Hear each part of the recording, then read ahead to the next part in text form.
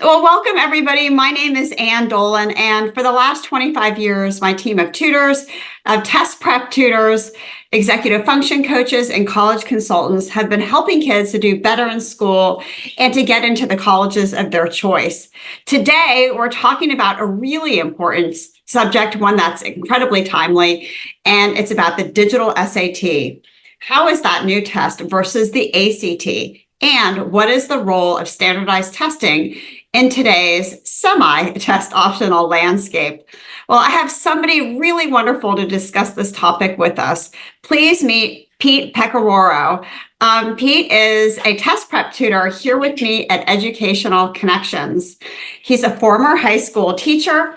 And what I love about Pete is that he really instills confidence in the students he works with through his very patient style.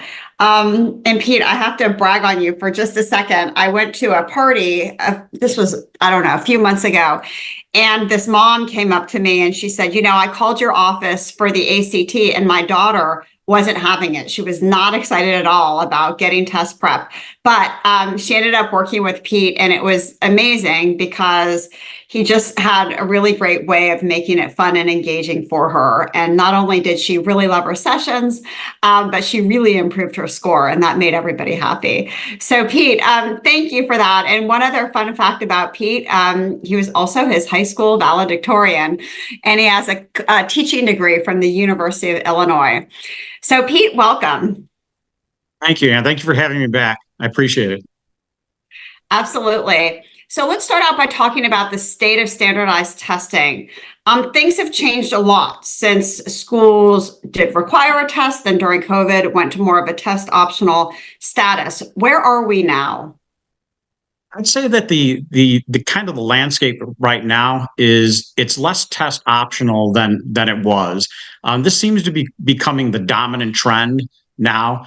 There are a lot of thought leaders, some very well-known schools, kind of like the selective schools, have come out and said scores are we want to see scores. They're mandatory in a way. Schools that such as Yale, Dartmouth, MIT, they're the thought leaders, and we might say, well, those schools are selective, but a lot of schools kind of like take their lead from those who are setting the trend. That seems to be the dominant trend. It's even hitting kind of like mainstream news, like the New York Times is reporting on this. Just 2 days ago, the Boston Globe had an article on basically this topic: how optional is optional. So this seems to be we're kind of like heading toward that directionally as we get further away from COVID, the COVID pandemic environment that forced a discipline upon all of us. So that's what I'm seeing. Yeah, and I'm seeing that too from my end. Even for example, like a more middle of the road school like Tennessee, we wouldn't think of them as being test optional, but they announced this past year that, for the new class of students, they require a test. I was at a panel with Boston College, Colorado, and a number of other schools. And, some of them are test required, but even the test optional schools said, we really like to see test scores. It helps us. It really indicates, that you're ready and you're prepared to come to our school. And when you don't submit a score, we're sometimes kind of now wondering why. And so really that leads us to the question of, should my child take a test? And Pete, what are your thoughts on whether a student, if they're applying to all schools that are test optional, should they sit for the SAT or the ACT? I think so. I think the answer, the dominant trend here is yes, because for a variety of reasons, schools are using it as a competitive differentiator when they have so many applicants, which I know we're going to see in a little bit. How do you differentiate? Grade point average and grades are one of them, your high school kind of record, but a lot of students have A's in everything. So then schools are there. Here's a data point. This is a data point for them to use. So if you're a test taker, you're a student applying, well, you probably want to have that in your repertoire and try and make it as a standout as it can be. Another reason, a lot of schools tie financial assistance to to scores. So if you can show them, it's like, hey, I'm at this level. I scored this on my ACT or SAT. It may result in financial aid or greater financial aid. So there are a lot of compelling reasons for should you take a test. I think the dominant trend now is it has to be yes. Yeah, for sure. And, sometimes kids will say, well, my score falls, below the range. And it could be that maybe a particular school, say on the ACT, wants between a 30 and a 34, and you're at a 28, you may not submit that score, but that 28 might be great for perhaps your target schools or your most likely schools. So what we're typically seeing is that score can be used somewhere in your strategy for applying to schools. And it makes sense, speaking of that data point, Pete, because the Common App is reporting that they're seeing a 65% increase, which is enormous, in the amount of applications students are submitting in the last 4 years. So from 2020 to 2024, the volume is way up. And what happens when kids are submitting more applications than ever before? Well, it just lowers the acceptance rate. So it becomes a numbers game. Now, it doesn't mean that it's uber selective at every school. Certainly, that's not the case. But let's take a look at some of the schools around us living in Northern Virginia in the Mid-Atlantic region. So, for example, Maryland, they're getting an awful lot of applications, almost 60,000 applications, and they're admitting about 45%. We often think here that, oh, so-and-so didn't get in to say Maryland, or look at JMU, 37,000 applications, 74% admitted on the first round in early action, but often we see the stats go higher in regular decision. So we'll get deferred to regular decision, and then that's where we get this acceptance number. UVA, definitely one of the most competitive schools in our area, almost 51,000 applications last year and only 19% admitted. Penn State kind of used to be a safety school for a lot of students, but still they're getting a tremendous amount of applications, almost 86,000, with about half accepted. And so sometimes when we see like a UVA number and we think like, oh, 19%, that's not so bad. Also think that, it's not just like anybody throwing in their hat to UVA. These kids are pretty well qualified when they're applying. So, even though it may kind of be misleading, you may see 19, that's not so bad compared to like 5. It is still incredibly selective and is usually on the reach list for most kids.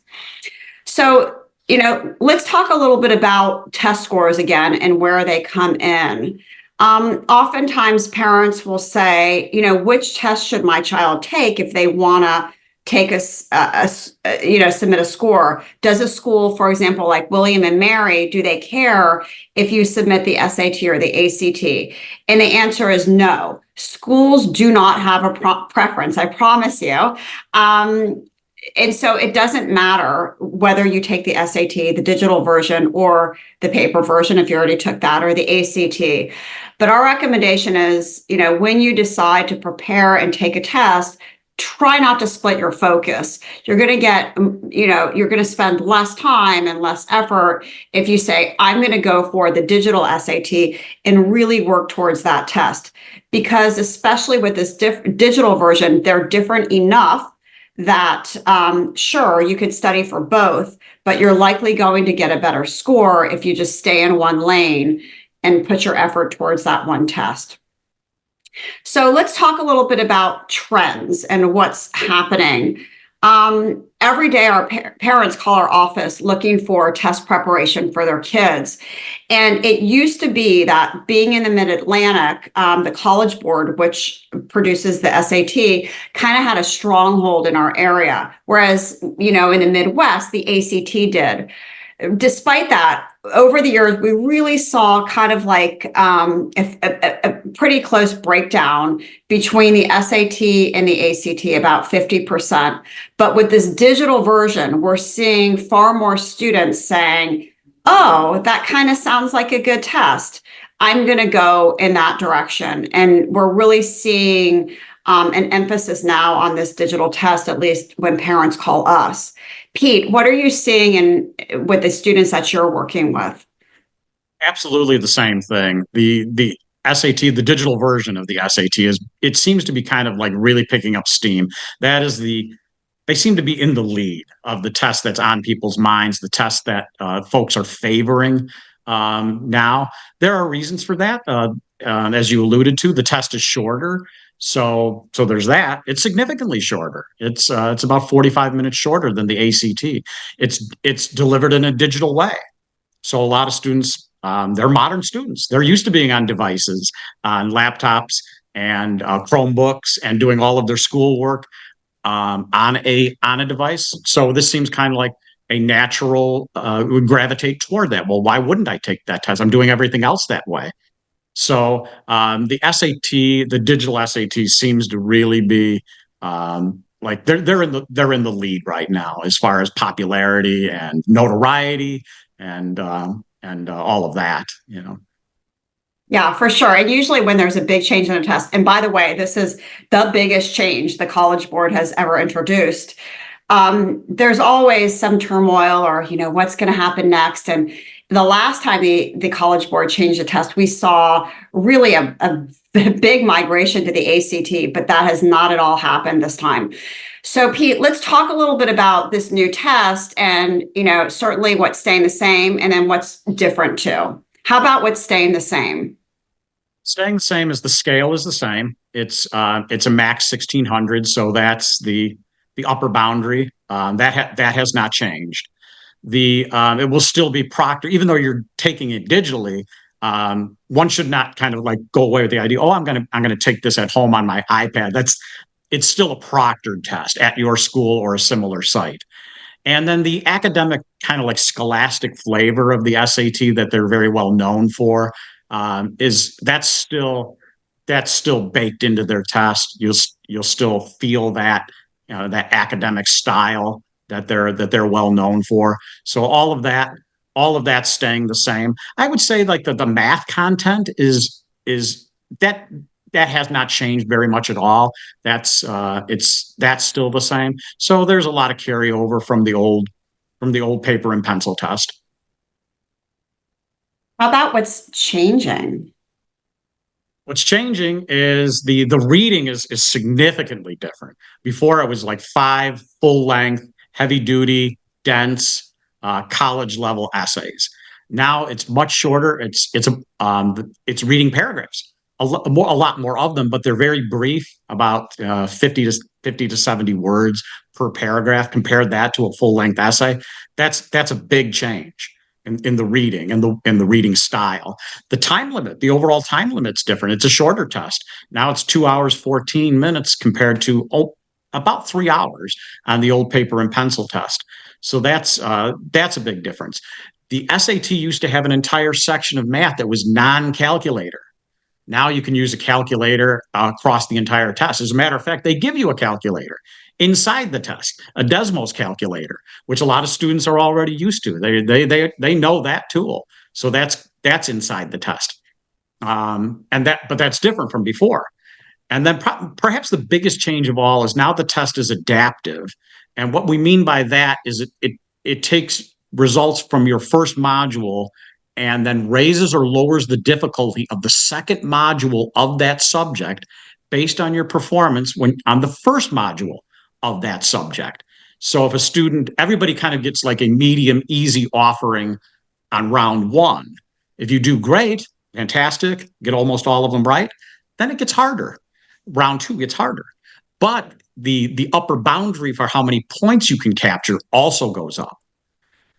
If you do kind of just okay or not as strong as you would have liked, then the round 2 gets easier. It adapts. SAT algorithm figures this out. And then the next module will be easier. But then the upper boundary of how many points you can capture goes down. So all of that is totally new, and we wait to see how that goes, what data will come out of it that the SAT will share with us. but this is round one of this adaptive feature. So that is absolutely groundbreaking, brand new aspect. Yeah, that's really the biggest change of this new test for sure. And kids have been taking adaptive tests for a while now. The adaptive tests in and of themselves are not anything new, but to have the College Board roll it out in this form, that is what's new. Pete, a parent asked, you mentioned there's a Desmos calculator embedded in the software, but kids can also have their own handheld calculator, correct? That is correct. That is correct. You could bring an old, like a traditional handheld calculator, graphing calculator. It has to be battery, no cords or cables or anything like that, obviously. But you could still bring a traditional handheld calculator to the test. You don't have to use the Desmos calculator. Margaret asked, what is the reason for it becoming adaptive? What was the College Board's rationale, in your opinion, behind this decision? That is a good question. I think their thinking is that it's a hard test. I mean, it's an academically challenging test. So the to kind of like adjust for that. What if like I kind of have the feeling like on the old paper and pencil test, if you're having a hard time, then it's not going to get then you're going to continue to have a hard time. And that's kind of like a negative. The whole thing becomes kind of like a negative experience all the way through. So I feel like this is kind of like the SATs kind of like bend toward a let's have some flexibility here. Let's have some flexibility here. If it started off and it was kind of like rough, why make it harder as it goes away. So it's to give everybody the best chance that they can possibly have. So that's kind of my interpretation of it, is to kind of like offer flexibility. And it also contributes to the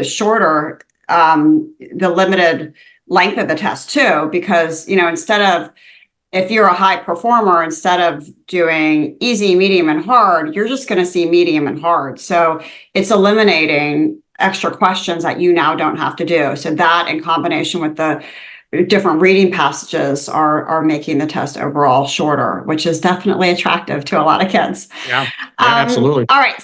Yeah. So in terms of the digital rollout, we all know it's coming. Kids have had the experience with the PSAT in October. And now next week or this weekend, we're going to see, on the 9th, we're going to see the digital SAT the first time around. But we're also going to see it on May 4th and June 1st.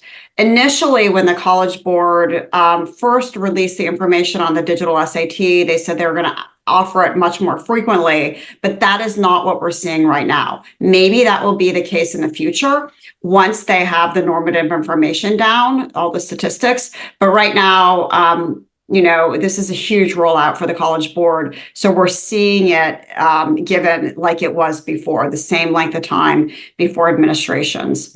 So, Pete, I know the math has some changes. Let's go deep into those and talk about what kids can expect on the math portion, which is half the test. Yeah, it does count for half the score. So half the composite, you have to keep that in mind. So we mentioned the calculator. The non-calculator of the old paper and pencil is gone. So you have that tool through the entire test. It's a Desmos calculator. That's right. That's right inside the test, or your own handheld calculator.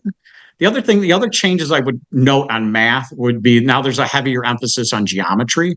There's more of it than there used to be on the old SAT. The other thing I would point out too is that those fill-ins, there have always been questions on the math where you don't get answer choice. You don't get A, B, C, and D. You actually have to oval in like an answer, such as like 9 or 33 or whatever it might be.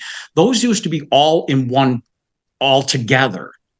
And at the end of the non-calculator and calculator on the old test, now they are intermingled throughout the sections. So you might get a couple of multiple choice, and then all of a sudden, one is like, oh, I have to work out the answer, and then back to multiple choice. So they kind of used to be all aggregated together. Now they're mixed in the math. So that's a difference, and it might catch people off guard at first, but it's part of the test now. And so I would think that for some kids not having done geometry in a while, this is an issue. Are you seeing that? For sure. Absolutely. That is probably one of the biggest areas what I call reactivation of learning is you had it, you knew it, but for a lot of students, I had that 3 years ago. I had that 4 years ago. I don't remember all of the formulas. I don't remember all of the concepts as relates to geometry. So that is a big area where I'm helping students shore up their content knowledge. It's not that it was necessarily hard. It's just that it's old and forgotten. So we have to bring it back. That's what I call reactivation of learning. And geometry's I big like that time on term. that. Yeah, it's easy to forget geometry, that's for sure. All right, so let's move into the digital SAT, or sorry, the reading and writing section. And there are a bunch of questions about the adaptiveness of the test. So let's go through the next slide, Pete, and then I'd like to circle back on a few of these questions that parents have put in the chat. So when it comes to the reading and writing portion, that's where we're really seeing the most changes. Can you talk a little bit about that?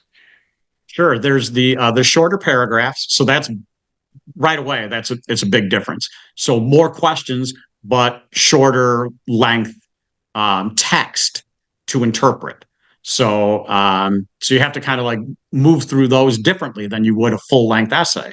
That's a different challenge. That's a more dense challenge. Some of the questions are poems that require reading and interpreting poetic language. That's part of the test. That wasn't part of the old SAT.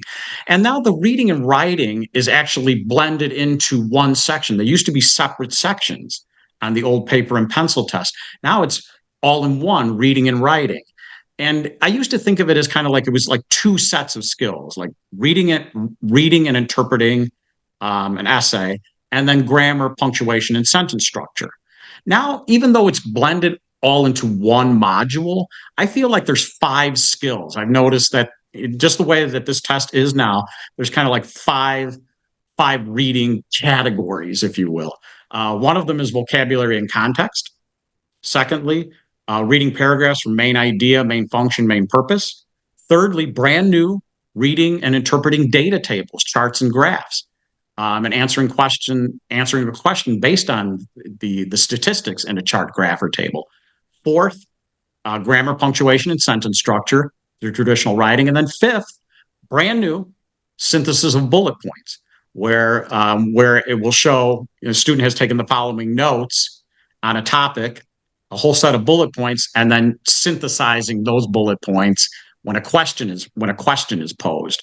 So this is all new. It's not 2 kind of like buckets anymore. In my mind, it's 5 buckets or 5 categories, and that's the way I'm teaching it or helping students prep for it. You have to think of these as kind of like 5 things to do, and of course we try and get good at all of them. Yeah, and I bet that's helpful for kids too, to kind of break it down instead of it being one big thing that's worth half the test, to break it into these little buckets, as you mentioned. It just kind of helps your brain, like segment it a little bit so you know what you're Sure. doing, those strategies to work on those Absolutely. specific types of questions.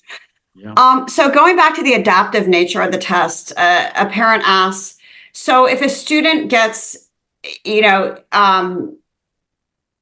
like they're working through the first part and they're just doing okay on the easy and medium questions, so they just see those questions going forward, do you know how much that caps their total score? So instead of 1,600, do they like a 1,500? That's such a great question. I mean, and I don't have like a clean answer to that. What I've heard and read from the research and the pilot studies is that like the max, the theoretical max is 800 on both the verbal and the math. And let's say you kind of just are in the middle of that. That second module I've heard is being capped, would probably be capped at like 600 or 620. is all you could capture on module 2 if if you didn't do a stellar a stellar job or a nearly perfect job on the first module. Now, how much gradation is there going to be in there? Will it be like kind of like if you're just under perfect? Will it be like it'll cap you at 700 and then 650 and then 600? That I don't know. I mean, there's been no kind of like um, documentation on that. I heard that kind of like generically that like the easy medium and then you stay easy medium, it would probably be around 600. So maybe that your total might be more like 1200, 1250 that one might capture. But until we have kind of like till they actually do it, I think we kind of don't totally know. So that would be my best interpretation of what the information that they have made available. Yeah, you're right, because a lot of it isn't out there quite yet. They're going to wait till they get the scores back. They're going to look at the data and then share more. So this is more, your just your honest thoughts around it. Do you think that a parent asked, do you think that this shorter digital test is going to align more with kids, struggling students? Do you think it's going to help them more, or do you think it's going to help the students that are applying to very selective schools? Do you have any sense of it? I honestly think my gut instinct, my felt sense is that it helps everyone. I think all of those changes are good changes for everyone. Students who were the old reading was hard reading. I mean, they used to be dense essays by heavy hitters, people like Henry David Thoreau, Abraham Lincoln. There are no more Abraham Lincolns and Henry David Thoreaus on the new test. I'm not saying that it's a cakewalk by any means, but it's the challenge I think has been just a little bit more. It's more mainstream. It's more, and I think that helps everybody. For the AP, like the top students, as well as call it more average readers. It's a better test. It's just a more manageable task all the way around for everybody, no matter what your academic caliber is going into it. So, I had a question from a parent who said, "What's the purpose of mixing the color bubbles?" Do you know anything about that, Pete? I do not know. Okay, I've never seen that before. All right, so let's keep going and talk about the ACT, because this is a really nice option for a lot of kids. And a parent said, if my child's struggling to get done with the test, which test is better? And certainly we'll talk about this. The ACT is a much faster test. You're kind of going at a faster clip. However, that's the hard part about this test, is that it's the timing of it. But if your child has a 504 or an IEP and gets the most common accommodation, which is time and a half, that the issue with time and pacing goes away. And so for a lot of kids, not all, but for a lot of kids, the ACT is a test that they will often gravitate towards. So Pete, let's talk a little bit about the ACT, which is not changing right now. Tell us a little bit about this test. This is a very stable test. It hasn't changed in a long time. It's longer. It's a longer test than the SAT. So by about 40-ish minutes. So it's paper and pencil test. So a lot of people like that. They say, I'm a paper and pencil type person. I prefer to do my schoolwork. I prefer to do any kind of academic task, paper and pencil.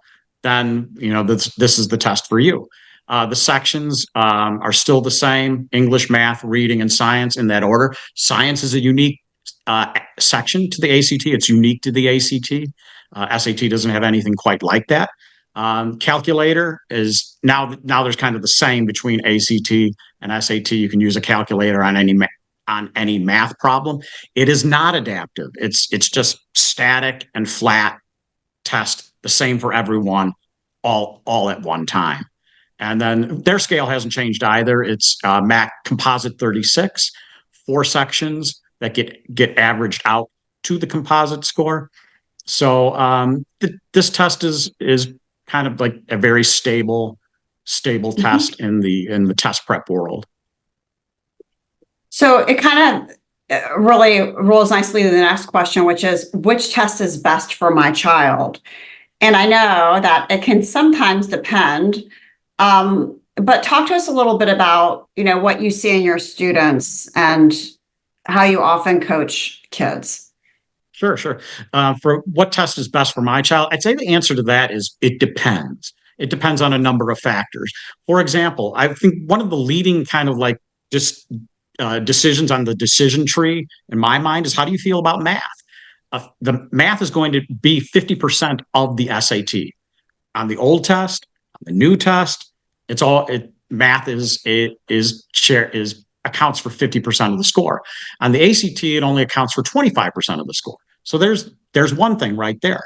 If you have the accommodation for time, like you mentioned, then I think the ACT is probably the best option. The ACT offers a unique science section. So there's that.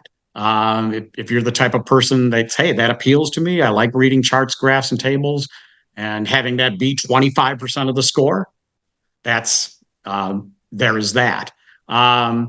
So those are some of the big things that come to mind. The ACT leans a little bit more kind of like slightly more curriculum based, where rules, formulas, and kind of like things that are taught in school, ways of doing things. It tends to be more bend in that way. So you might want to take that into consideration. So these are all factors. I always tell kids, try and find something that works for you and stick with it. Yeah, I like the stick with it part. And it used to be when parents called our office about test preparation, we would have the student take a practice ACT and a practice SAT, or if they already had a PSAT score and they didn't want to take another SAT, we could use that. We'd do a general correlation. But these days, we find that kids kind of come to the table with an idea in their head in terms of which test they want to go for. For example, maybe they've taken the PSAT for a few years and that's just kind of what they know. But in other cases, parents will call and they are totally unsure and they want a data-driven decision. And in that case, we will give the student a practice ACT. We'll put the scores, both sets of scores, into a concordance table, and that will help us make a determination. So those are all things to think about in terms of which test, but we're always happy to help, even if parents just want advice on, thinking through that. They can certainly call our office and we're happy to chat with them about that. So let's talk a little bit more about this digital version and the ACT. Pete, can you boil it down for us in comparison of the tests? Sure. In working with students in the SAT world, I say we're going to work on critical thinking. We're going to work on context. You're going to use context a great deal to come up with the best answer for your to these questions. We're going to do a lot more. I'm going to help them with filtering, like how do you get rid of bad answer choices? Because more on the SAT, you might get answer choices that are partly true. So then you have to filter, well, what should stay in and what should stay out. And work on things like noticing the answer choices that, hey, this sounds pretty good, but it's actually factually absent from. So this is more of a holistic. This is more holistic thinking. This is critical thinking in test prep. So that's the way we look at it. On the ACT, I look at it slightly differently. There is some of that holistic thinking, but it tends to be more, we're looking at content that's rules based, formula based, finding clue words and phrases that lead in a linear way directly to an answer choice.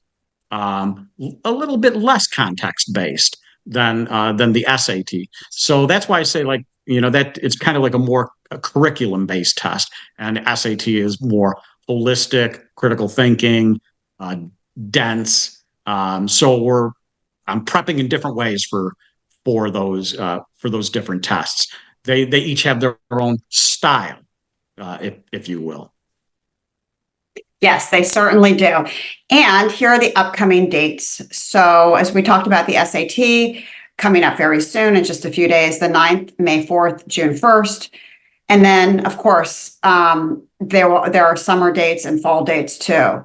And then the ACT, April 13th, June 8th, and July 13th.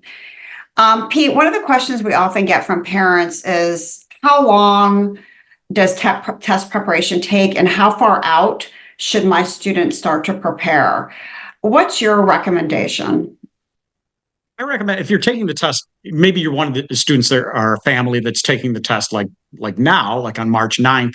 As far as, and you haven't maybe done any preparation, don't worry about that. Go in and do the best you can. You're going to establish a baseline.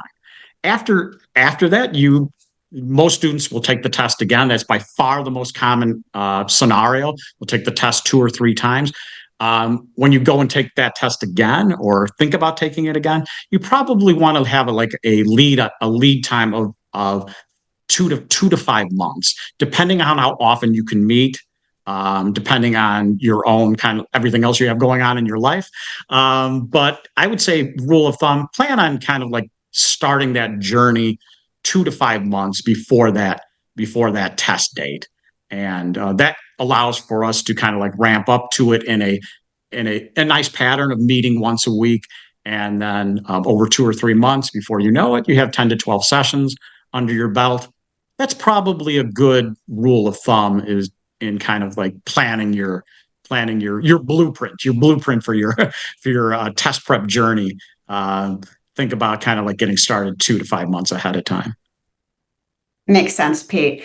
And I know that pairing dates is really important. And pairing dates means, instead of just saying, I'm going to take this test and be done with it, you really want to pick 2 dates. So now you have a strategy. So for example, the ACT, you might pick the April and the June date, or maybe you already signed up for the digital SAT in March. You might take it again in May. And the reason you do that is because you want to get your scores back. We're seeing now, when the College Board first rolled this out, they said you'd get your scores back very quickly. But based on international data, because this test is already digital internationally, they're not seeing that. So we are anticipating it's going to still be a couple of weeks. Once you get those scores back, you want to work with your tutor, look at your low areas and really work hard on improving those and take the test again. Pete, I know that you really, statistically speaking, kids score better in the spring of their junior year. So you want kids to take it usually a couple times and sometimes again over the summer and the fall of their senior year. Is that about what you recommend, 2 to 3 times? Definitely. I think that's the best pattern. I think that's the pattern that I see the most often, and it makes sense.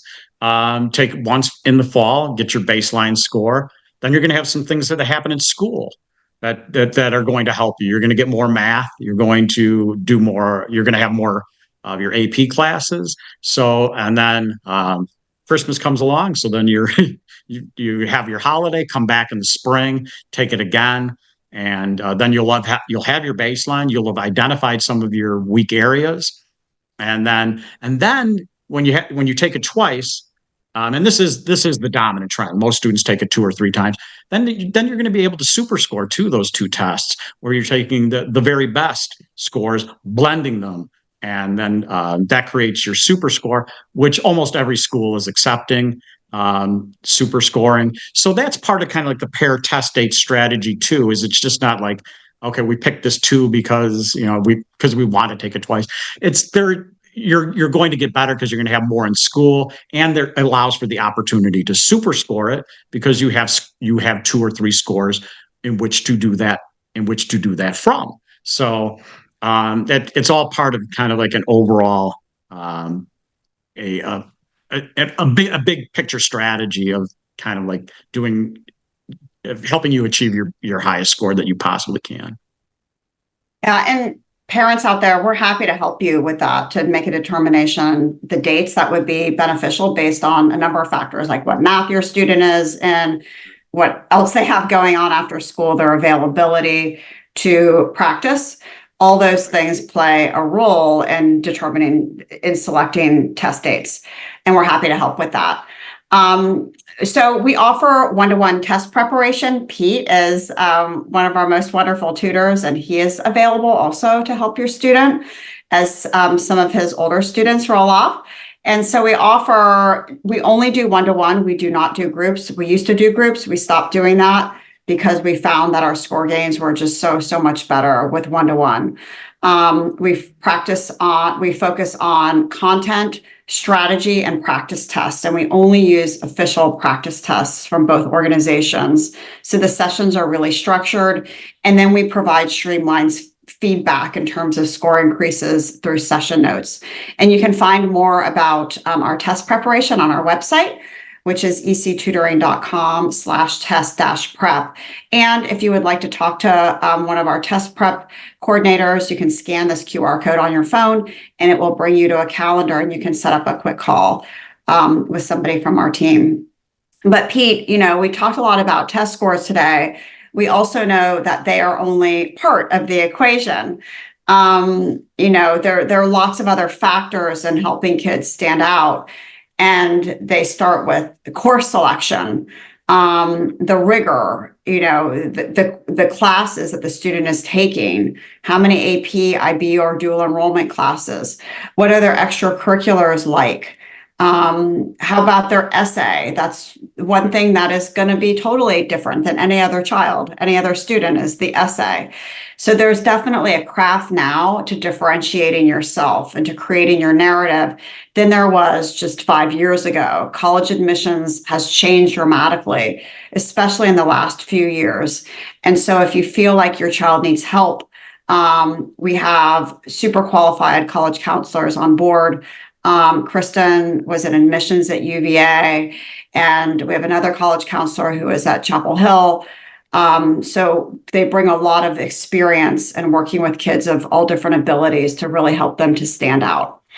And we really try to make this easy for you. We put together a checklist so that you know what to do, not just in test preparation with the SAT and ACT, but other things like when to ask for recommendations, when to start looking at the Common App essays. And it's all laid out in a checklist based on your grade level. So what ninth graders should do, 10th, 11th, and 12th. And you can get this on our website at ectutoring.com/college-consulting.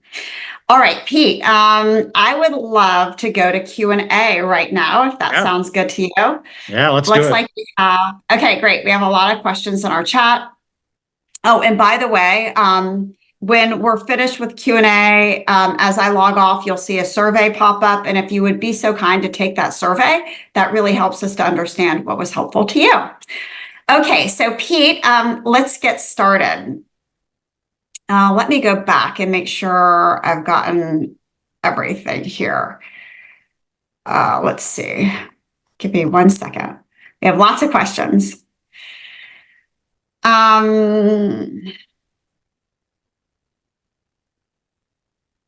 If you have a student who ends up scoring lower on the digital test versus the paper and pencil SAT, and obviously there is no option to take the paper and pencil SAT again, do you think it would be helpful for the student to switch to the ACT at that point?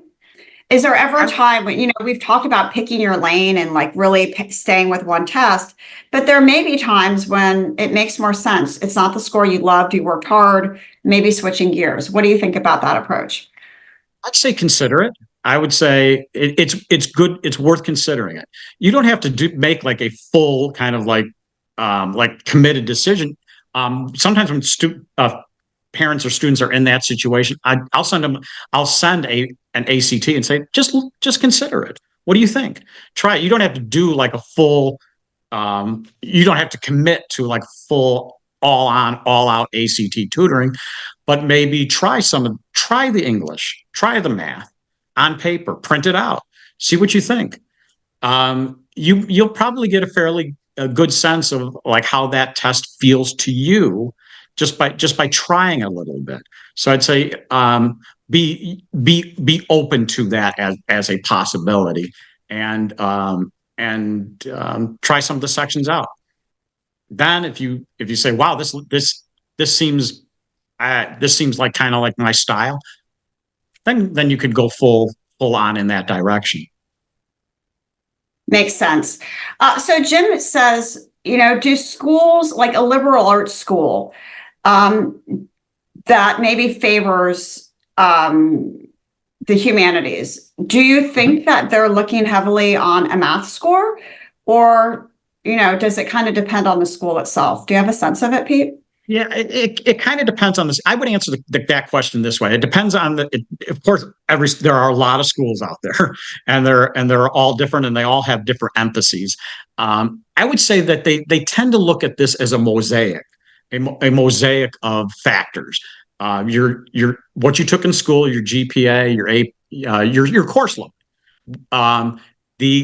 your test score, your ACT or SAT test score, the rest of your academic profile, your extracurriculars, your essay. I think admissions tends to look at it as a mosaic of factors, and they'll say, well, okay, the math score, that was like a low score or lower than everything else that you did. But they're going to look at I think they're going to look at everything else that you did. So it's not necessarily disqualifying. So if you think about it as kind of like this is just one data point and an entire picture of you, I have the felt sense that that's the way admissions is looking at everything. So Jerry asked about super scoring paper and digital. Has the College Board come out and said, yes, we will do that? Yes. Almost all of the schools, everything that I've read, everything that I've seen, supports that you're going to be able to super score the old paper and pencil test with the new digital test. Every school has its own policies for admissions. So if you have a specific school in mind, check it out. Go to their website, talk to folks at that school. But the dominant trend now is that, yes, you're going to be able to super score, even though they were delivered completely differently. One paper pencil, one digital. You're still going to be able to super score. If you have a specific school in mind, check out their policies just to be sure. But the answer is a general yes. Yeah, for sure. Heather asks, does it mean, because we were talking about the ACT and accommodations, and she said, does that mean the SAT digital doesn't offer accommodations? And no, they do. They absolutely do. The College Board has come out and said, we're offering accommodations just like we did before. So if you get time and a half, you get time and a half on the digital test. So everything's in line with what it is before. Jeannie asks, why don't schools give kids a practice ACT like they give a PSAT? And the answer is that it depends on where you live. Like in the Midwest, kids regularly take a practice ACT. One of my kids, when he went to a private school for high school, and they gave the practice ACT, and he ended up just going with the ACT. That test was just, in looking at both of his scores, putting it to a concordance table, he scored better on the ACT. So he kind of just went in that direction. So it depends on where you live. It depends on your school. But because the DC area has just kind of been a hotbed of College Board testing for so long, schools have just kind of ignored the ACT to some degree and really taken the time that they have to give the PSAT. I grew up in the state of Illinois, and that's the dominant test there was the ACT. I lived there for most of my life, and you lesser heard about the SAT. So it kind of depends on where you grew up, and that's changing. But some of those old established trends are still there. Yeah, it's interesting about the ACT because, like in Virginia, we have the SOLs, the Standards of Learning, which is our state test, but there are a lot of states that do not have their own state test, and they actually use the ACT. And so a huge part of the ACT business is actually not admissions testing, it's state testing. And that's the test that they use to look at kids' progress. Okay, so Crystal asks, on the digital test, are you able to review and change your answers during the time in this section? Yes. And the answer to the question is yes. You can actually, and there's a feature on the test where you can skip and come back, where you can like check it and say, come back to this. And so you can come back to it and change an answer. You can skip around. There's actually a timer built into the screen too. So you kind of have a sense of like, how is it going from the time management aspect? But yeah, you absolutely can skip around, go past a question, come back to it, change an answer. All of that is possible. All of that is supported by the new digital SAT. Pete, do you know if the PSAT is the digital version was also adaptive? Dawn wants to know if all the changes for the digital SAT apply to the PSAT. That's a good question about the adaptive aspect. I believe the answer is yes, and everything else about the PSAT carried over to the SAT: the subjects, the modules, the time limits. The time limits are just a little bit different because it's a practice SAT, but all of the layout, structure, and the adaptive aspect are all applied to PSAT and applied to the SAT. Judith asks, when and what year of school, i.e. a freshman, sophomore, et cetera, should the student start testing, and what is the latest date they should take it, considering when to apply?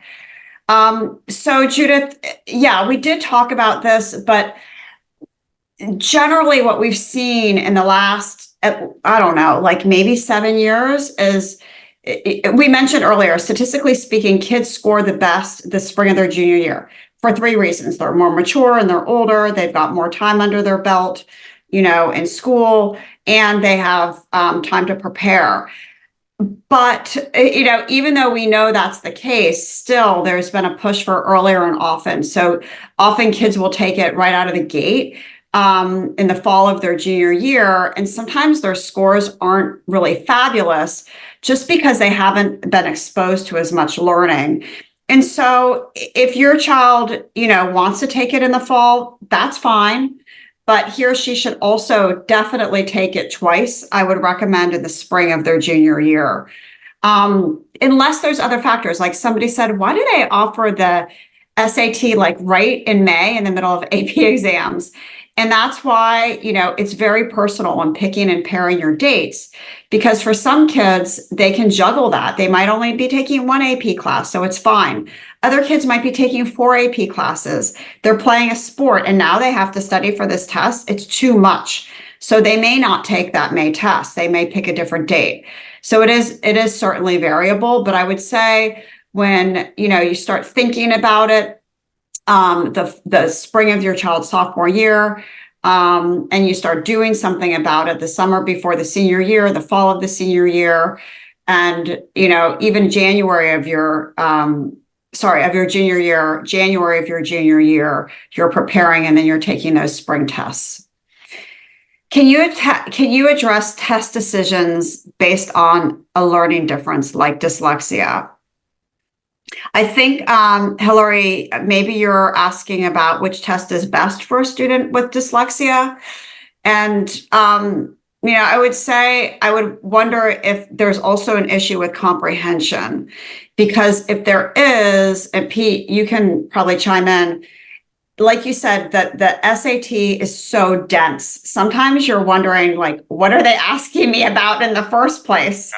And so it's hard to process all that information. What do you think about a student with a language-based learning disability and the digital SAT? That is a good question. I would have the felt sense that I would probably be leaning toward the ACT, and I would especially be leaning toward the ACT if the student had the benefit of the accommodation of time. I think if that's in play, then I think the ACT is a better option, for a student who has that fits that profile. Okay. And even if they Great. didn't And have then, the accommodation of time, it's still, it could be a close call. I'd say look at both of them. I'd probably favor the ACT a little bit in that scenario. yeah, for sure. And again, it also depends on, like you said, the extra time component, because Mhm. then you may favor the ACT. Somebody asked, okay, I have the dates for the spring, but what about after that? And so for the SAT, the next date is August 24th, October 5th, November 2nd, and December 7th. And kids can still, the early action date is typically around November 1st or November 15th. You can still take the October test date and have your scores back in time to apply early action, or early decisions. So many kids will, take it again in this fall of their senior year. But if you do that, if you take like the August date, or the October date, I would recommend preparing through the summer. I haven't seen great things when the student maybe takes a spring test in their junior year, doesn't do anything over the summer, not anything at all, and they show up for the August test. Their score isn't that great because they haven't practiced, they haven't, been in school, they haven't read a book. And so if your child decides to take that August date, or even that early October date, they should really be doing something to prepare for it prior to that. Let's see. We have a couple more minutes. We have a lot of questions. Let's see. What about super scoring? So Sonia asked about super scoring, and we didn't really talk about this, but we just said it exists. And schools use the software that actually cherry picks the top scores from each administration. And so when the admissions counselor looks at the student's score, they don't rifle through a bunch of papers. It's up there on the screen. This is their score, their best score for math on the SAT. This is their best score for verbal, and that's what they see. Pete, can you talk a little bit more about that concept of super scoring? That's exactly what it is. It's taking the very best score that you achieved on any individual subject and making that, that becomes part of your composite. So, and then averaging all of those best scores to create like the super score, which is the highest of the high. Your best English, your best reading, your best math, your best science, even if you've taken it 2 or 3 times. And then having that be the your final your final score that they may make an admissions decision based off of. They'll have visibility to all of the other scores that were part of it, but that's kind of like this is your final this is your final frontier. So that's what a super score is. On the ACT, there's 4 subjects, so 4 subjects could be super scored. On the SAT, there's only 2 main categories, but those still can be super scored.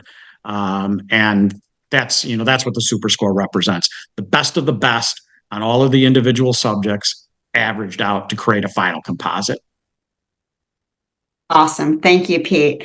And on that note, I want to thank you so much for your expertise tonight. It was wonderful to hear, your take on things. And I hope that everybody came away tonight with some good information from Pete, and that it can help guide you in your decision, and what you do in next steps with test preparation.